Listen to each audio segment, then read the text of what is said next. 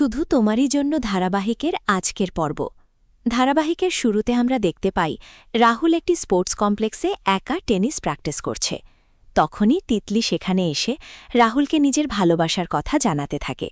রাহুল বারবার তাকে এড়িয়ে যেতে চাইলেও তিতলি জোর করে তার সাথে একটি সেলফি তুলে নেয়।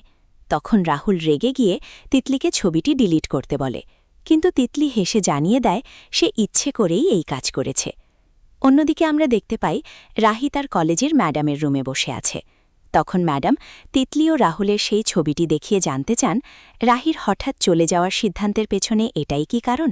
তখন রাহি নিজের কষ্ট লুকিয়ে বলে তার হাজবেন্ড খারাপ মানুষ নন, কিন্তু ম্যাডাম বুঝতে পারেন রাহি ভেতরে ভেতরে ভেঙে পড়েছে। তখন রাহি শুধু বলে সে আসলে নিজের থেকেই পালাতে চাইছে। এদিকে হ্যারি ফোন চেক করার সময় নিম্পির ফোন পায়। তখন নিম্পি জানায় হ্যারি নাকি তাকে মেসেজ করে রাহুলের খোঁজ জানতে চেয়েছিল, কিন্তু হ্যারি অবাক হয়ে বলে সে কোনো মেসেজই করেনি।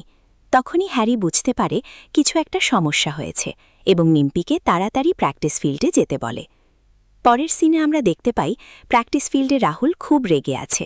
তখন রাহি সেখানে গিয়ে তিতলির ফোন কেড়ে নেয় এবং পরিস্থিতি সামলানোর চেষ্টা করে, কিন্তু তখনই রাহুল উল্টো রাহির ওপর চিৎকার করে বলে সে কোনো সাহায্য চায়নি।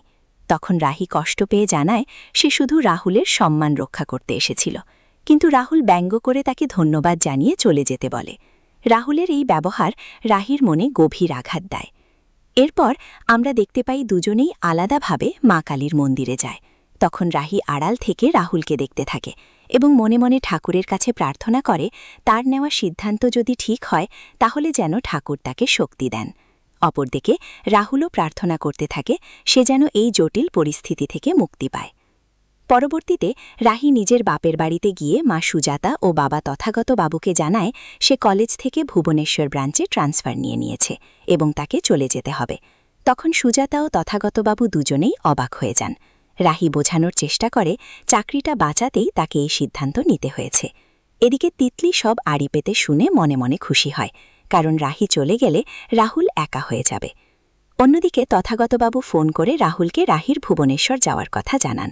তখন রাহুল অবাক হলেও নিজের অভিমান লুকিয়ে বলে রাহি যা ঠিক মনে করেছে তাই করেছে, এই বিষয়ে তার কিছু বলার নেই। এদিকে রাহুলের বাড়িতেও রাজীব রায় চৌধুরী ও কনক রাহির হঠাৎ চলে যাওয়ার সিদ্ধান্তে চিন্তিত হয়ে পড়েন। তখন বড় পিসি রাহিকে ব্যঙ্গ করে প্রশ্ন করেন সংসার ছেড়ে চাকরির জন্য বাইরে যাওয়ার কী দরকার। তখন রাহি আত্মসম্মানের সাথে জানায় সে অভাবের জন্য নয়, নিজের পায়ে দাঁড়ানোর জন্য চাকরি করছে, যাতে ভবিষ্যতে নিজের পরিবারের পাশে দাঁড়াতে পারে। পরের সিনে আমরা দেখতে পাই রাহি রাহুলের ঘরে গিয়ে শেষবারের মতো কথা বলতে চায়। তখন রাহুল জিজ্ঞেস করে তার কিছু বলার আছে কিনা, কিন্তু রাহি কষ্ট নিয়ে জানিয়ে দেয় যা বলার সে নিচেই বলে এসেছে। তখনও রাহুল তাকে থামানোর কোনো চেষ্টা করে না। এরপর আমরা দেখতে পাই রাহি বাসে করে ভুবনেশ্বরের উদ্দেশ্যে রওনা দেয়, কিন্তু মাঝপথে বাসে ডাকাতরা হামলা চালায় এবং যাত্রীদের মারধর শুরু করে। তখনই রাহুল বাইকে করে বাসের কিছু নেয় এবং বাসে উঠে ডাকাতদের বাধা দেয়। এক ডাকাত যখন এক মহিলার উপর হাত তোলে তখন রাহুল রেগে গিয়ে বলে মেয়েদের গায়ে হাত তোলা যাবে না। ডাকাত সর্দার তখন তাকে জিজ্ঞেস করে ওই মহিলা কি তার বোন। তখনই রাহুল দৃঢ় গলায় বলে না, ও আমার স্ত্রী। এরপর রাহুল সাহসিকতার সাথে ডাকাতদের সাথে লড়াই করতে থাকে, কিন্তু একসময় ডাকাতরা তার মাথায় আঘাত করলে সে জ্ঞান হারিয়ে ফেলে এবং বাসটি দুর্ঘটনার শিকার হয়। শেষ সিনে আমরা দেখতে পাই পরদিন রাহি নিউজে রাহুলের রক্তাক্ত হাতের ছবি দেখে ভেঙে পড়ে।